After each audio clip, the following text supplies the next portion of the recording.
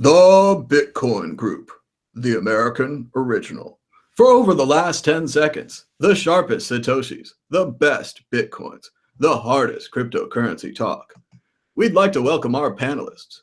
Tone Vase from Liberty Life Trail. Still muted. Oh, hello everyone. Thank you for tuning in. And I'm Thomas Hunt from the World Crypto Network. Moving on to issue 1. Issue 1, Interpol Crackdown. Bitcoin was on the agenda for a meeting of more than 400 financial investigators at the Global Conference on Counterfeiting, Money Laundering, and Digital Currencies in Qatar. The attendees published a list of shared recommendations, including a crackdown on Bitcoin. The recommendations focused on the need for Bitcoin exchanges and wallet providers to follow Know Your Customer regulations and a total ban on so-called Bitcoin mixing services that could be used to create anonymity. The international police are very aware of Bitcoin. How will Bitcoin face this challenge? Will Bitcoin shrink like a violet or roar like a lion? Tone Vase.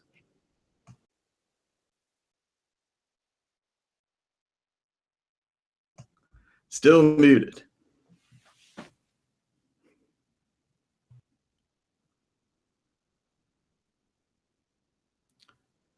It's a good time to like and share this episode.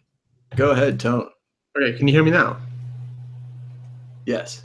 Okay, I'm not sure what's up with the mute today, but anyway, it's just two of us. I'm gonna probably stay off mute. All right, so I'm doing a screen share on this article. It's a good article. It goes right to the point. And this is going to be like an old Tone I told you so section. I've been talking about this since my existence in the Bitcoin space.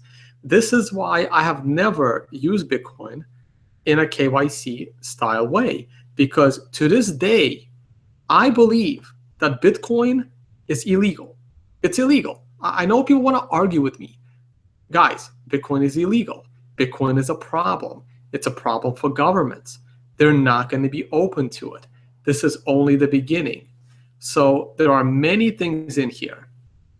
There's one that worries me the most. Oh, I can't find the word now. Hold on. Shoot. All right, anyway, the word wallets. The word wallets worries me the most.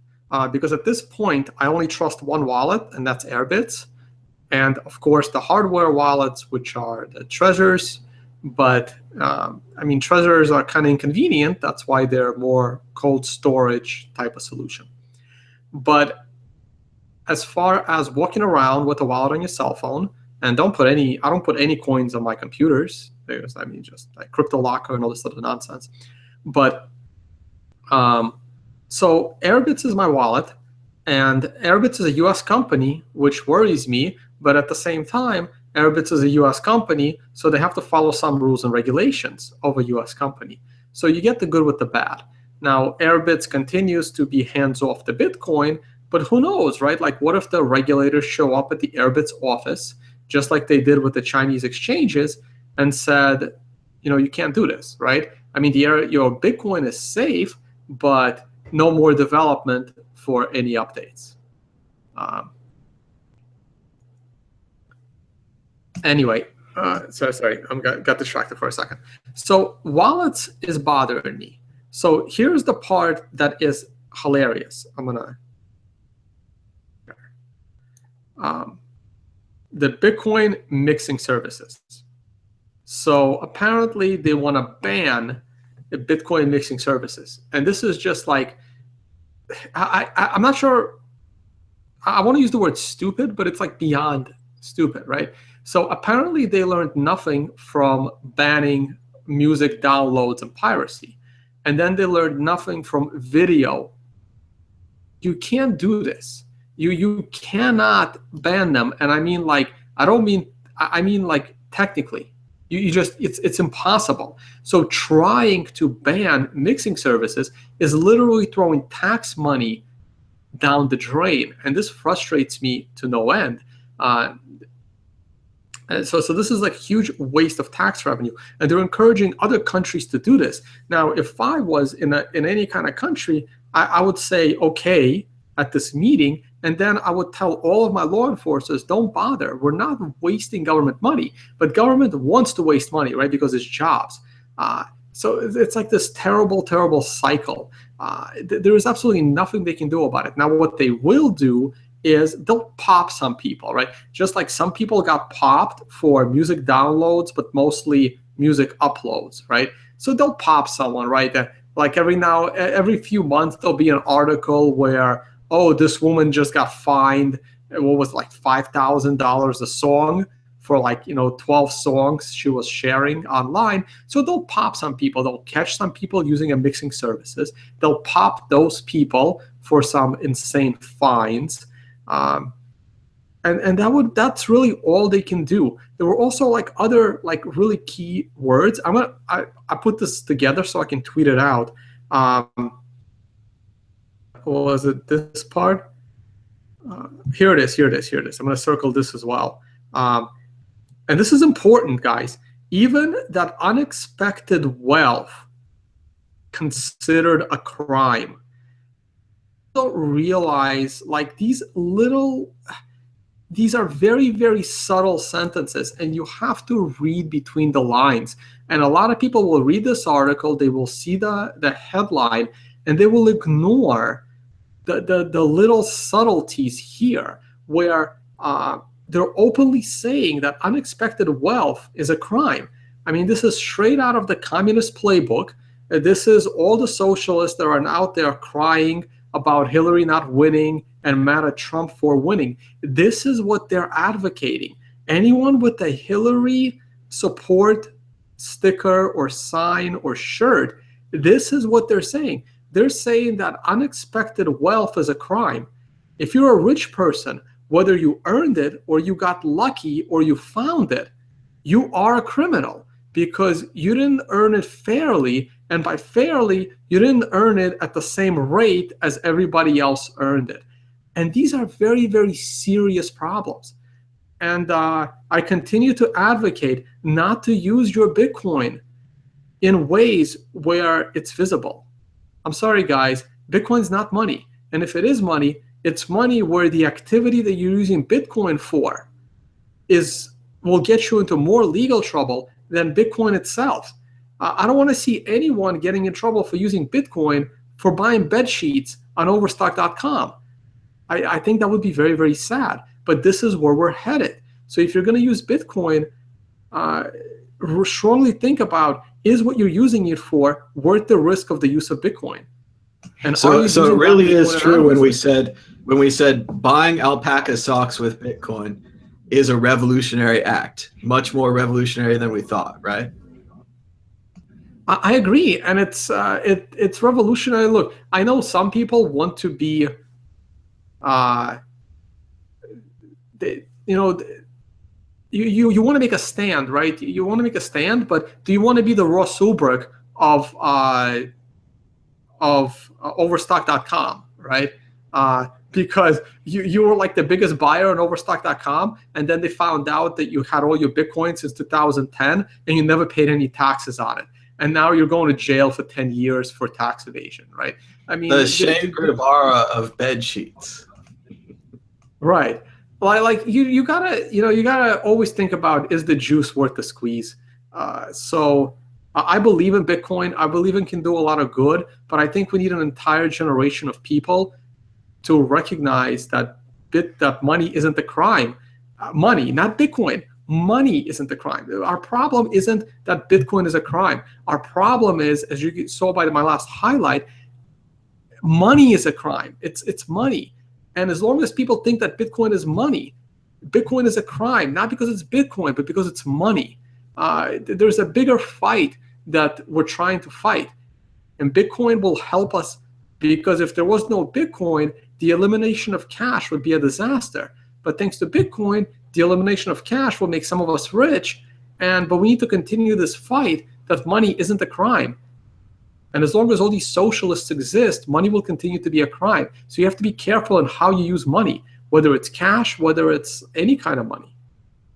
Money isn't a crime. I think that would look good on a t-shirt.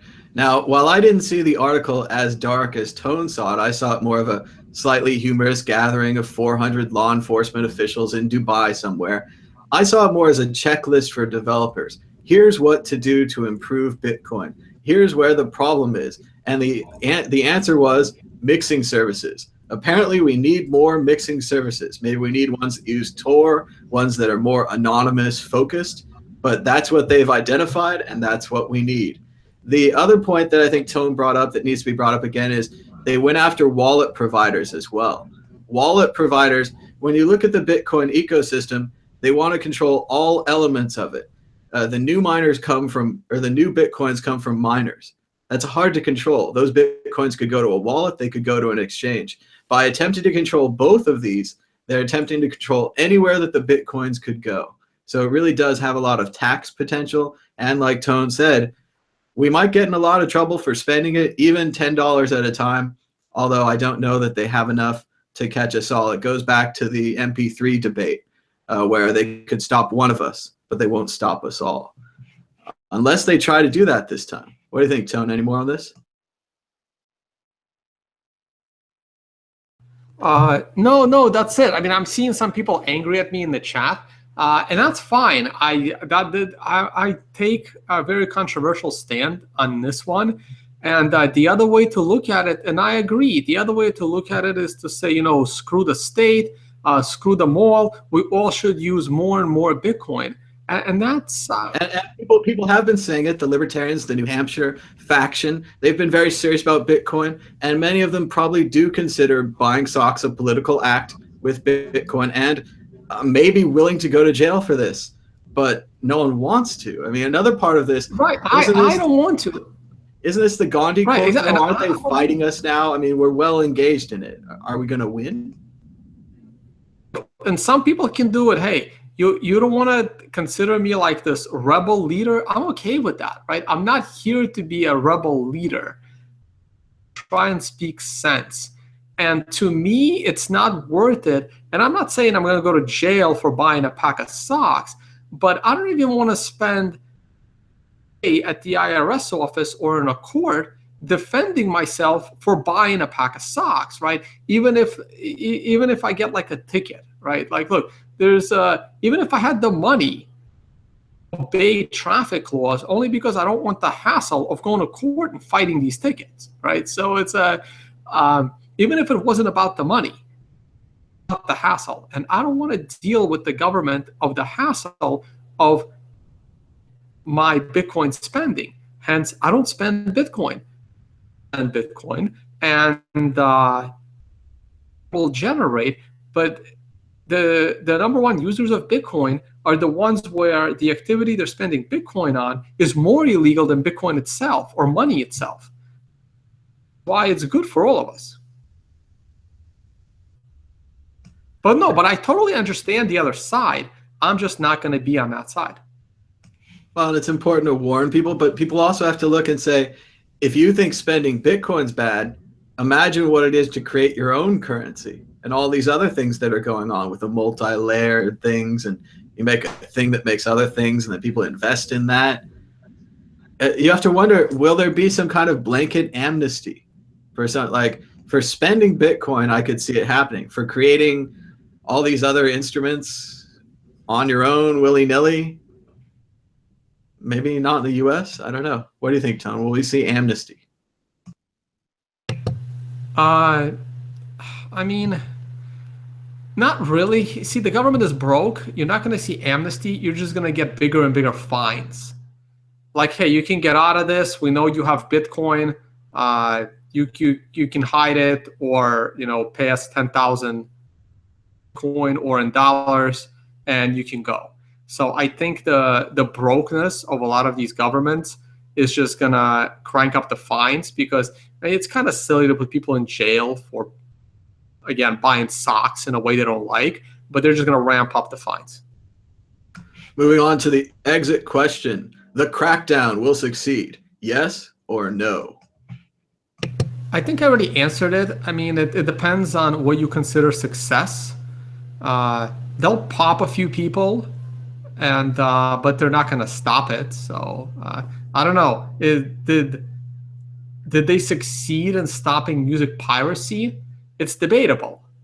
No, it's actually debatable, right? I mean, the music industry They kind of finally provided superior services that function similar to the way that piracy does. When I go to Apple Music and say download an album, it just puts it on my computer. It doesn't charge me. It's right. fantastic. So, And I think the prices on streaming music are only going to go down. So again, although I mean, already artists are telling us that they're not making any money off streaming music. That Spotify, Apple Music, these services are doing fantastic, but the artists are getting nothing. Dude, but the artists have always been getting nothing. Like this isn't like a new phenomenon, right? The artists have always been complaining about making nothing. And I'm not sympathetic to the artist. Like, make your money by doing concerts, make your money by doing public appearances. I don't respect someone that makes one hit wonder and then expects to make royalties from it the rest of their life. No, the life doesn't owe you that, right? You want to make money. I mean, hell, there's a lot of successful artists, right? Like, look at Jay-Z, look at a lot of other guys. There's plenty of them, right? If you're good, you're going to make money. If you're not good and you had one hit song, well, too bad for you. I don't care. It's easier than it ever was before, and at the same time, it's harder. I'm going to stick with no, even though I think tone speech probably depressed a lot more people than the crackdown will. Moving on to issue 2. Issue 2, thank you, China? The People's Republic of China recently regulated their top Bitcoin exchanges, ending margin trading and launching transaction fees. These changes have seemingly caused a 50% drop in Bitcoin volatility. Additionally, the price of Bitcoin on Chinese exchanges, while previously ahead of the rest of the market, has returned to relative parity. I ask you, Thomas Hunt, should Bitcoiners everywhere be thanking China? Now, this is really strange because China pretty much caused the last 2 major drops in Bitcoin. Every time we get above $1,100, China does something crazy and the whole market goes down and all of the holders lose our shirts. So I'm still a little miffed about China for our previous interactions, but I gotta say this time, and again, I'm a statist and I'm pro-regulation because I like seatbelts and airbags, but these regulations worked. Margin trading, I'm with the 1920s. I still think it's dangerous. Charging transaction fees on the transactions rather than bundling them or encouraging people to spend more transactions to get to a lower tier so you pay less to withdraw. I think that's better. That encourages less fake transactions, less volatility, better for Bitcoin. I'm coming out with the Chinese government this time. Tone Vase, your thoughts? No, I generally agree with that. Screen one more time. Now, see that the tier thing is interesting, right? Because I mean, I'm a traditional trader, and it's the same way, right? The more you trade, the cheaper your transactions are. But that's because, you know, they want your business for trading so that they can also make more money. So that makes sense to me, right? Like, I got to check my fees. Like, every broker is negotiable. I got to check like my broker at the end of the year. At the end of this year, I'm trading like more often. And my fees on my transactions at my traditional broker, because I take on like small gains and so option trading, it's weird. Like maybe I'll make like $10,000 or $20,000 at the end of the year, but I might spend like $5,000 or $6,000 in transaction fees, right? So it's like an insane amount compared to my profit. And I might call up my broker and say, hey, listen, can you give me a break? I'm paying you a lot. Though it's an international broker, so they're going to laugh at me. You paid us $5,000. We got to pay us $100,000, right? Talk to us in about 5 years when you're making $100K but spending $50 on transaction fees. But anyway, I'm getting off topic. So I don't really have a problem with that part. But I'm sharing my screen. I love this sentence right here out of Bloomberg. The sentence before it is really, really good. It's the closest thing to a supervisor ensuring the health of the market has been this month's Chinese crackdown. And then here's my favorite sentence I've read all month. libertarian Bitcoin investors can breathe easy, then a communist government has their back. So I find this hilarious. Now, here's the thing, though, right? So this article was published yesterday, today, something like that, right? Published last night. So here is an article from January 10th. So this is 2 weeks ago. And this was published in Coin Idol. And they reached out to me for a comment. And that's what I told Coin Idol 2 weeks earlier. And I'll read it because this goes to SoundCloud. In fact, I wish PBOC would get a little more involved and perhaps regulate some of that unrealistic volume out of the ecosystem. I like this. I like this a lot. I wanted this for years. People are asking me for comments on the situation now, and I just tell them, I have no comment now. I've had comments for years where I kept saying how the Chinese volume is fake, the zero fee trading is stupid, it's all bot trading. I hated seeing that 90% of all Bitcoin actions in China, and now we're seeing that it's more like 20 or 30%. Not even. I think it's going to go down. So this was completely ridiculous. It was so blatantly obvious that it frustrated me constantly having to talk about it. So now the Chinese exchanges are not going to be as relevant, of course, and this is a good thing. Now here's the problem. Okay, so I just talked about all this great thing that came out of China with regulation. The problem is that they're not going to stop here, right? So an ounce of good is going to be followed by an ounce of good is going to be followed by a pound of bad. Okay, so this is step one and it's good. But pretty soon they're going to start cracking down on the KYC problem. They're going to start, they're maybe going to show up at all these mining operations.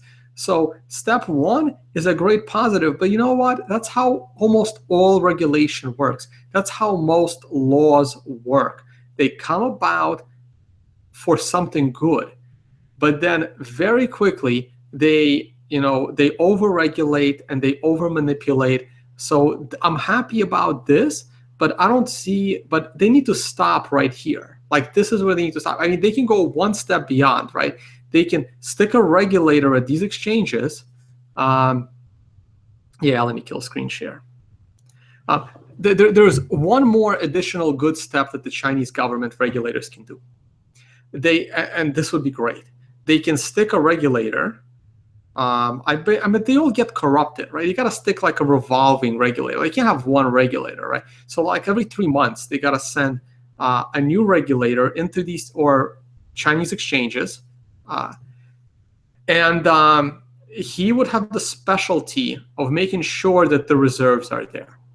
So his specialty is to make sure that the Bitcoin is in cold storage or properly stored, and accounts are segregated if they need to be segregated, right? So this is one small step. A bigger step would be consumer protections on the underlying asset, because Bitcoin is a better asset to avoid the next Mt. Gox.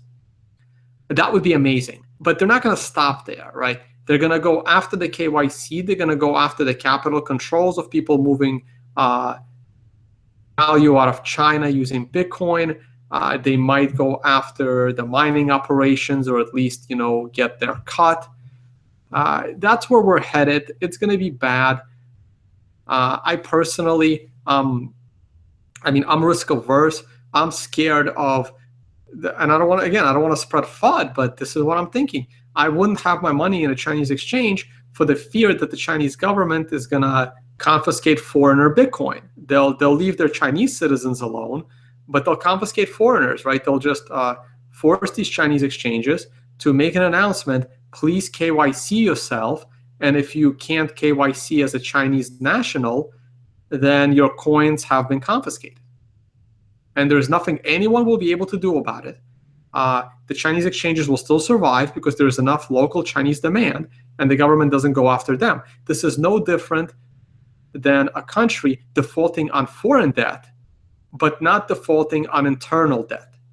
And I think the part of this goes into what I was going to say, Tone, where I was going to say that what we have to look at now is I want to stick with the Chinese government. I'm not sure that regulation will be bad in the future. because I'm seeing now a trilateral world where the US, Russia, and China are now very much at odds with each other. And Bitcoin perhaps is in the middle of this. And maybe the Chinese, it's in their interest to use Bitcoin and to keep it free. Maybe it's in the Russians' interest. Perhaps it's in the Americans. Maybe it shifts around. But I'm seeing all aspects of that. And I do agree with you, though. They could seize foreigner Bitcoin. We just had one of the regulations gone through where Trump said basically that foreigners have no privacy, that all the data that's now stored in the US government can just go through. And if the Chinese government or the Russians or the Britain or anyone were to retaliate and to say US records have no privacy, I could see that happening. US Bitcoins in their accounts, not on. But we've always suggested that people should take their coins off the exchange at night. I guess that's difficult if you're in USD or in a currency. It's just a complex situation. But, sir? Man, I'm having all these technical issues. I don't know what the hell is up with my camera going in. But no, and that's true, and that's true. That's what worries me now. As far as Bitcoin being in the middle of a feud between military powers, we might be 5 years early on this story. We're way ahead of it. Like a lot of this seems like stuff we've always talked about, but now it's coming home with the tax issue. We've kind of always talked about this with the exchanges being questionable. We've always talked, but now it happens over. And yeah, it may be a pawn in this world. Right? No, it could, but I mean, you need way more value on chain. Right now, it would be stupid for these countries to put Bitcoin in the middle of it, because any government, I mean, we're not even talking top 3, right? We're talking like the 50th largest government has enough cash to just, completely screw with the price of Bitcoin, right? I mean, it doesn't take much, right? You throw like 50 million at Bitcoin and you're going to cause all kinds of havoc. So until the market cap of Bitcoin is at a point where a government can't just like easily manipulate it, then we can start seeing some of this regulation, where Bitcoin in the middle of this regulation of countries jockeying for position. But I wouldn't even think about that until the price of one Bitcoin is crossing like $50,000, right? Until it's doing that, Bitcoin is fairly insignificant. It's more like, I don't know, some people are in the government are complaining and the government needs to do something, right? I don't even know. Like, I'm sorry, guys, Bitcoin isn't that important in the world yet. The word yet. And we're moving on to the exit question. On a scale of 0 to 10, 0 being absolutely nothing, zip, 0, butt kiss, and 10 being absolute metaphysical certitude, will the success of these regulations ensure a positive future for Bitcoin and China? Tone Vase. Man, this is such a hard question, right? Like, if this is where they leave the regulation, then I would give it like a 6. That's a good thing, right? That it improves. Right. I would give it like a 6. If they go one step further and try to create consumer protection without knowing who the consumer is, I would give it like a 9.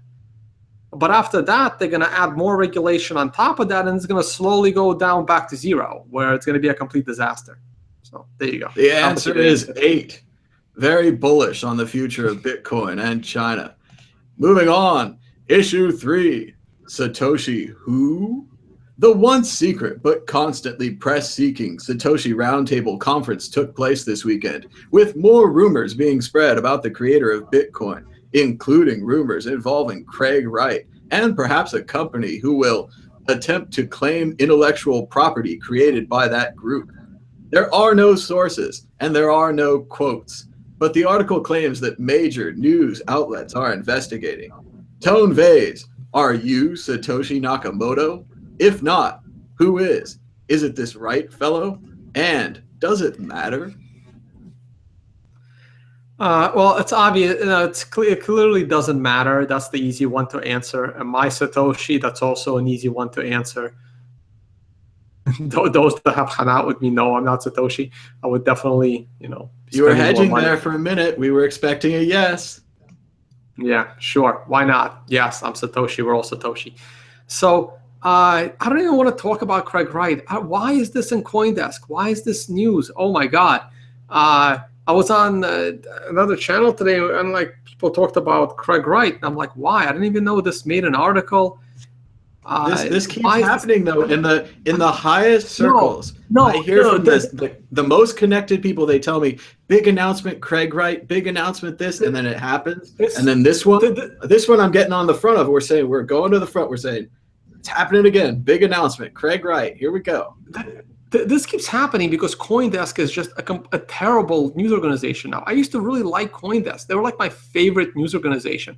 I can't read them anymore. I don't even go to CoinDesk anymore other than to check, if I want to see where events are around the world. The only usefulness I find out of CoinDesk these days is their event page because they keep track of the events around the world. I can't believe Peter Rizzo, of all people, wrote this non-story article. Like he's invited to the Satoshi Roundtable. I'm not invited to the Satoshi Roundtable. Is this the best thing you came up with out of the Satoshi Roundtable? Do some real content. Nobody cares. Let the tabloid media do this. I'm like, it's like every month I get more and more disappointed by CoinDesk between letting people like Mugligar write articles and constantly pitching Ethereum and Zcash, and it's literally unreadable, and they're supposed to be the standard for Bitcoin news. It's absolutely terrible. You know what? I'm gonna actually apply to be a speaker at their conference. I just want that rejection letter. I'm gonna keep like emailing them. I've been meaning to do it for weeks, and I'm gonna try to be a speaker at that conference. I was at that conference last year. There was like maybe five to seven speakers out of like 50 that are worth listening to, and everybody else was a complete joke. It's bad. It's really bad. It's a strange world where a white paper gets you $5 million. I'm not sure why that keeps happening, but we keep seeing it. And the Satoshi Roundtable thing seems like it's gone downhill. I've seen recaps of the event every year. It seems like every year they try to define Bitcoin. It's a little team building group exercise. It's getting pretty old seeing the leaked video or leaked shots of this every year. Also, they keep having it at Club Med, which is apparently a very family-friendly environment. I'm not sure what they're up to anymore, but more power to them. One last comment, and this is funny. And again, like people, I perceive like certain things as important and certain things as not important. This is why I'm such a slow reader, because I will pick out like the one sentence in a long article that I find important and no one else sees that sentence, and the rest of the article is like people are finding stuff important that I'm like, no, I don't care. I mean, I don't always do that, but when I do, it's cool. Very different, at least. And I remember when the first Satoshi Roundtable was happening, like I knew where it was, because my name was thrown into the hat as a suggestion, so I knew where it was going to happen. I didn't even know it was going to be the Satoshi Roundtable. I was just informed there will be like a conference in the Dominican Republic, and we'll see if we can get you in. I'm like, oh, great. And that was like 3 or 4 months before the event. And then with like 2 weeks before the event, like somebody did a reverse Google search on an image of the hotel in order to discover where it was happening. And it hit like, I forgot which, I think it was CCN, CryptoCoins News published it, and everybody went crazy about this, Jackal Island style Bitcoin roundtable and all this. And I was writing for Cointelegraph at the time, and I remember in our group chat, I was like, "Wait, is this the Dominican Republic event?" I'm like, I knew about this for months. I knew exactly where it was, and everyone at Cointelegraph started yelling at me, like, "Why didn't you break the story? Why didn't you do it?" And I'm like. And I remember like typing it. I'm like, I didn't think it was important. I'm like, I didn't care. It's just a bunch of people, just a bunch of early Bitcoiners just want to hang around, talk shit without like, newbies and all this stuff. And the only reason why you're interested in going is because a bunch of them are going. If only one of them was going, you wouldn't care. But because all of them are in the same room, you want to go. I mean, it would have been kind of cool to be there, but I didn't care. Like, I didn't see it as a conspiracy from the beginning. I didn't find this all that newsworthy. And this Satoshi roundtable came, and I didn't even know what was happening until like the day it was already happening. Like, it's so non-news at this point. There is a little bit of history to this. A lot of Bitcoin people are kind of conspiratorial. They don't like the Bilderberg group, a similar group that meets every year and supposedly plans the economy or whatever you want to say. There's also a lot around the framing of this, using Satoshi's name at the same time tying it to the round table, King Arthur, the knights, kind of a British tradition there, another conspiracy symbol. It had a lot of negative, and then there was something in the original invitation where he said, I know some of you have been in Bitcoin a long time, but you're not going to be invited to this event. There's some kind of shitting on the libertarian early participants in the invitation. I don't know if it was intentional or not, but it rubbed a lot of people the wrong way, and it did create a big buzz the first year. But I'm sure you recall last year, Tone, they held it somewhere in Florida, and the Bitcoin Uncensored guys showed up, did a bunch of podcasts. They had some negative reaction, but then I think the people that came off best were the ones that went on their show, spoke to them, didn't treat them like lepers or try to get them kicked out of the property or whatever they try to do now. But that was great. And again, that conference with them was way more interesting than whatever happened this weekend, because whatever happened this weekend we didn't hear about. So once again, media bringing value to an event. Right, but again, right, that article, like, I don't know what else Peter Rizzo wrote. I'm sure he was there. He's at a lot of these events. I don't know what else he wrote about it, but he's not going to provide the kind of content that Bitcoin Uncensored can provide. He's not going to provide the kind of content that me and you can provide if we were invited there to cover it, because we speak for ourselves. We don't get a paycheck from an organization. We don't get paid for more clicks. So the kind of content that in the media can provide is very, very different than others. And it was great that the Bitcoin Uncensored guys were able to show up at the last one, because it was literally, which was stupid on their part, but hey, that's what you get. And I would have loved to go to Cancun. I remember when it happened, and Bruce Fenton got on there like it was a big conspiracy. The Bitcoin Uncensored guys went to all this work to put on sombreros and ruin his fancy party. And like you say, it turned out it was in their backyard. It was in their neighborhood. It's just ridiculous. Well, let's move on to the exit question. Exit question. Craig Wright is Satoshi Nakamoto, or on a team of people that created Satoshi Nakamoto? Yes or no? Force prediction. Tone Vase. If I had to pick out of those, I would say probably on the team. If assuming there's a team, he was probably on the team. But I'd say he had a very minimal role on that team. So he can't really come out and show his role, because it would be like insanely small. Like, take a look at how many lines of code Mike Hearn committed into Bitcoin. You know, his 3 years of working there trying to code for Bitcoin. And you'll see, like, it's probably like a very insignificant role, because he has a PhD in cryptography. So I'm sure he knows this space, and he might have been consulted. Like, again, I'm just like speculating here because this is what we do.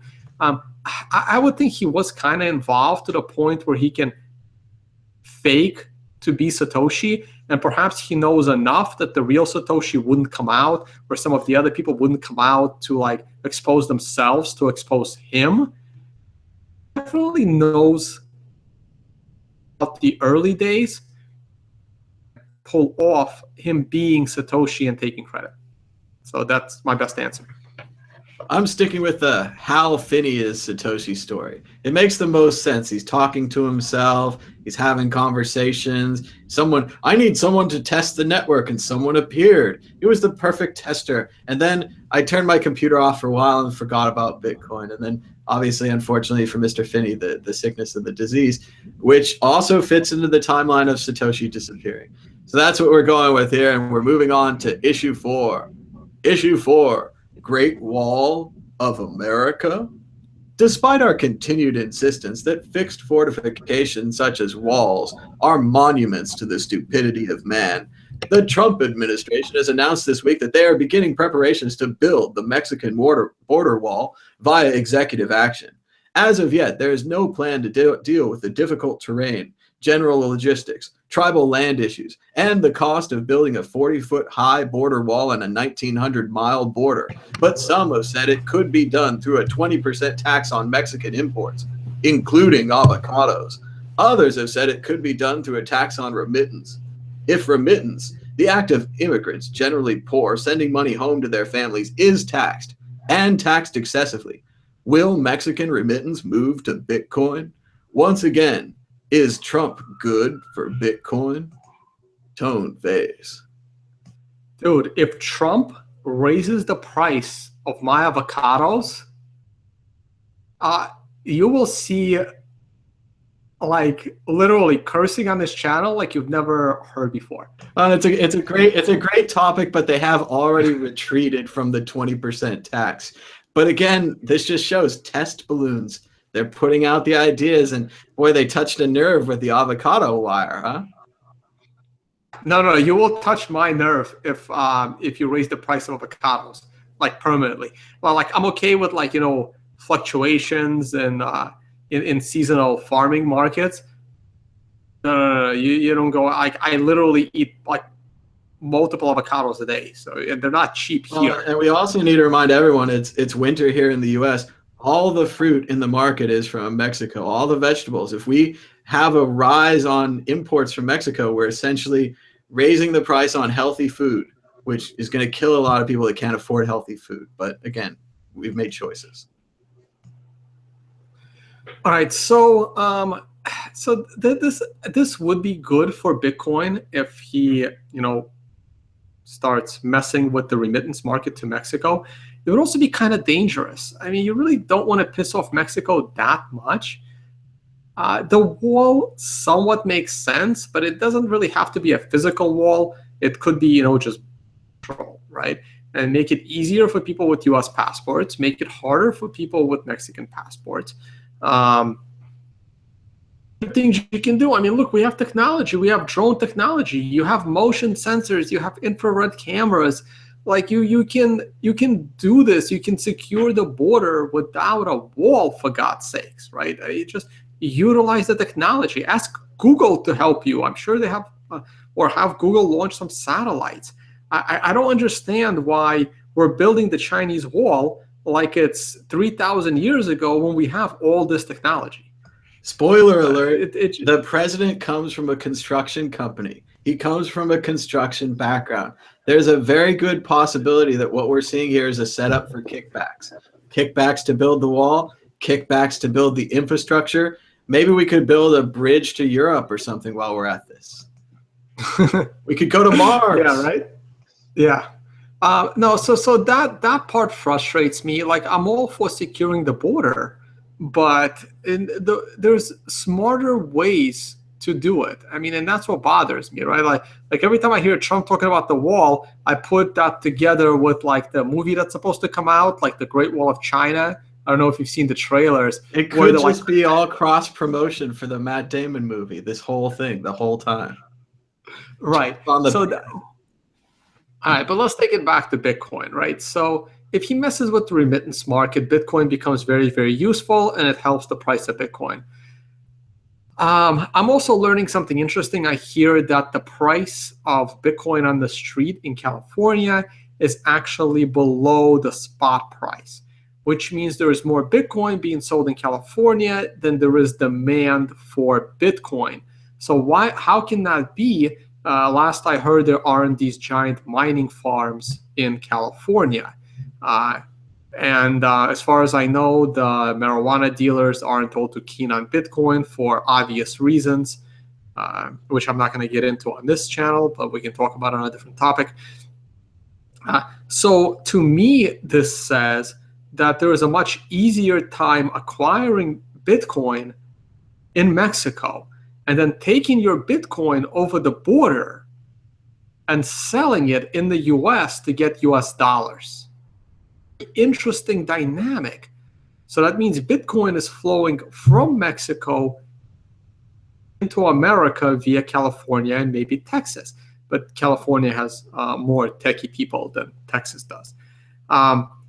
So doing it the other way would be interesting, right? Because now there'll be demand for Bitcoin in California, Mexico. So this is good. I mean, Trump will just balance it out. I'm not going to speculate on what he does. People will find a way around it. If it's not Bitcoin, it will be something else. It shouldn't be that hard to route value from US to Mexico, especially if you're near the border. I mean, your company, man, if you're like a Corona manufacturer or a Corona reseller, right? It's like an American beer that pretends to be Mexican. So you have to have a Mexico relationship there, right? At least pretend like you're bottling it in Mexico and bringing it back. I mean, there's lots of businesses on the border between Mexico that would like solve your remittance problem.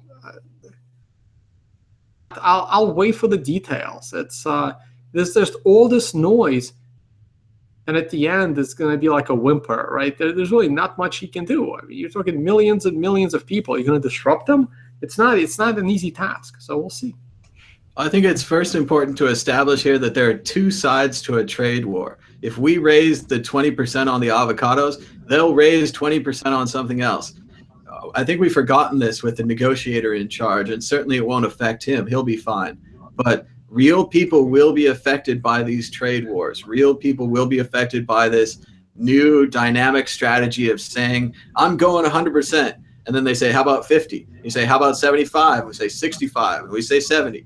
We had to start at 100% to get there. I understand the negotiating tactics, but it is terrifying. And I agree with you, Tone. I think the wall should have been electric. Oh, go ahead. Sorry. Well, not electric. I mean, I don't want to electrocute people. I'm going to talk more. I meant, electronic, like with the drones. But you're going to talk more, so I was going to let you talk. Think back to the avocados, right? Like, you can't raise a tax on avocados because we're the ones that are paying the tax.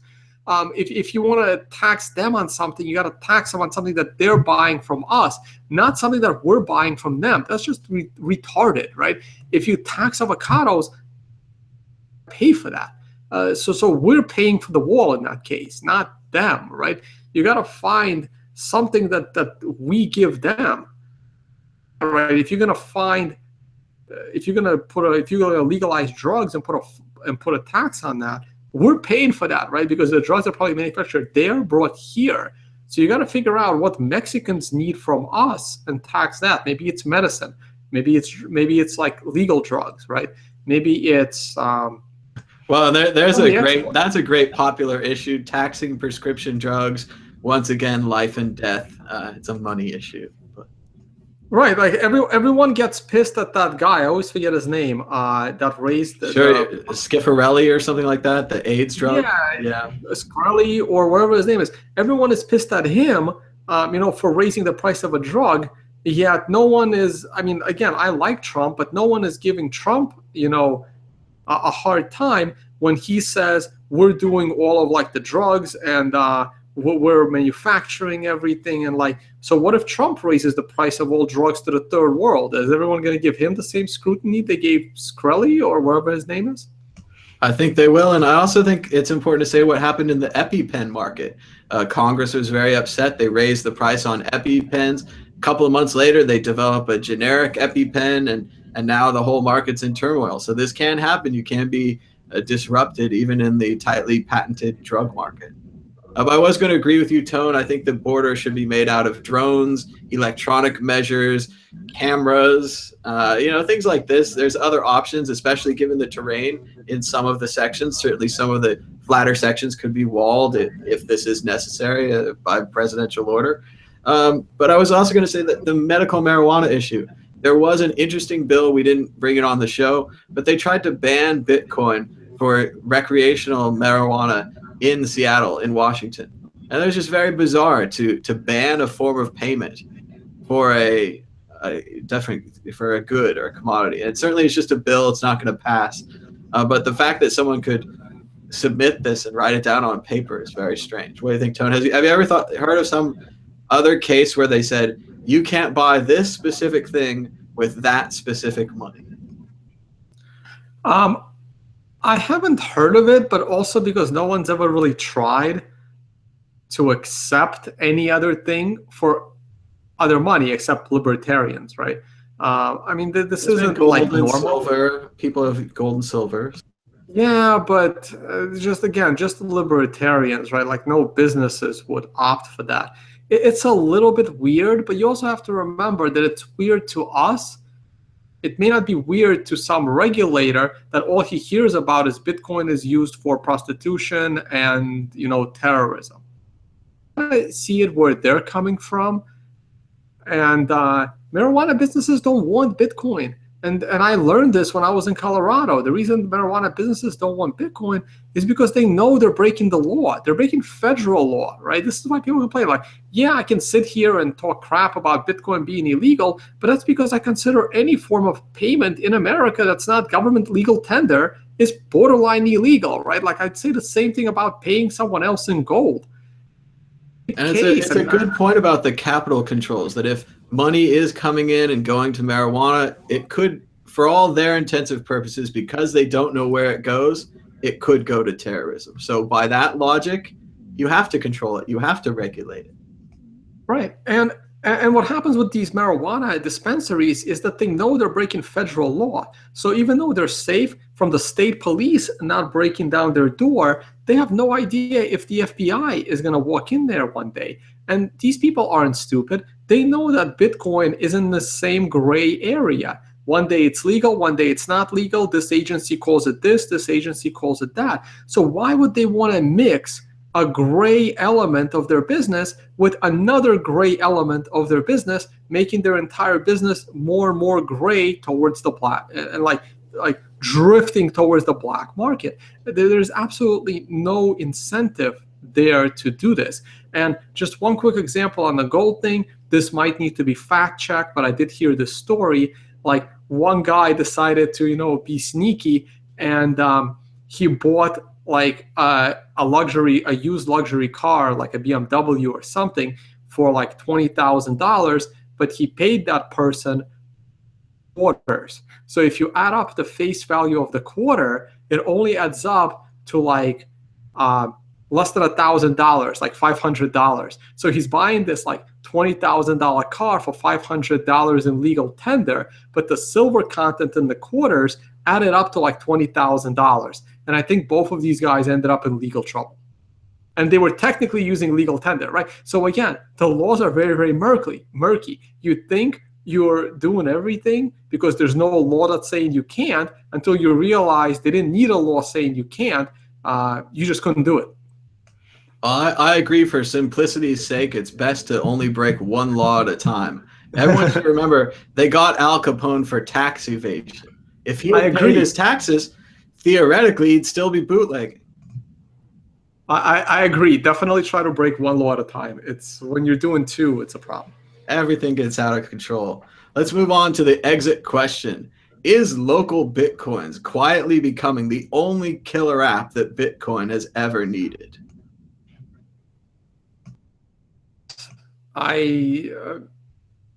Yes. I can't think of anything else.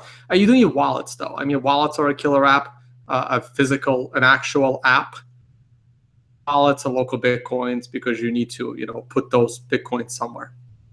Agree. Local Bitcoins is a centralized institution. If you put funds in there, they're centralized. All of your information is centralized. But if you look at it from a larger perspective, the ability for two Bitcoiners to meet up and make a trade in public is a killer app. It's unbelievable. It's geography, it's geotagged, it has the mapping. It's the thing they've been looking for, but we keep quietly overlooking it because, like everything in Bitcoin, it seems to have two uses. It empowers you to meet up and make a fair transaction, but it also empowers you to make a lot of other questionable transactions. No one has any idea why they're going on. But let's move on to predictions or story of the week. Tone Vase, are you ready with a prediction or a story of the week? I'm actually not. It's earnings season for me, so I'm barely paying attention to Bitcoin. I like the fact that the price is back up 915. So my prediction, I've been very bullish on price across all time frames. over the last month or two, even like maybe a few months now, and this is good. If we close on Sunday above 915, I will be very bullish Bitcoin as it goes on its way to $1,000, and I think fairly quickly, with or without SegWit. So I guess my prediction is the price. Also, I want to do a couple of plugs. I'm too lazy to share a screen right now. Definitely check out my new podcast, Crypto Scam. I think it's a good, cool new idea. And if you're near Toronto, please come out February 6th. I am speaking. Peter Todd is speaking. It will be about 300 to 400 people in attendance. It's only $10 Canadian, which is like $7 US or something. So you can't beat the deal. It'll be a better conference than Consensus that charges you like $8,000 to attend. By you just hearing me and Peter Todd that evening, and there'll be like one or two other speakers. You'll definitely get your money's worth if you've never attended a Bitcoin conference before. This is probably the best bang for the buck. Excellent. And I didn't really prepare anything for Story of the Week, but I just would like to say I and the rest of the liberal snowflakes continue to be terrified by almost every action of the new Trump administration. And as you guys know, and as Tone just said, terror is good for business. Bitcoin goes up because of uncertainty, and there is nothing but uncertainty coming out of this new administration with exciting new executive orders every day, a questionable relationship with our best trading partner, Mexico. We still haven't met with the Great Britain, our former good friends, but there seems to be a sign that we're going to give up the Russian sanctions for nothing soon. So I don't know what's going on in this big world, but it seems to happen. But here's the thing, right? With all this uncertainty, look at the stock market, Dow 20,000. We're going to all-time highs.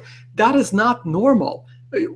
Uncertainty brings crashes in the stock market, but we're going up. So all this uncertainty is just bullshit. I'm sorry, guys. People with money are not uncertain. People with money are clearly very happy, and they're putting that money in corporations, in companies, because they think the taxes will go down.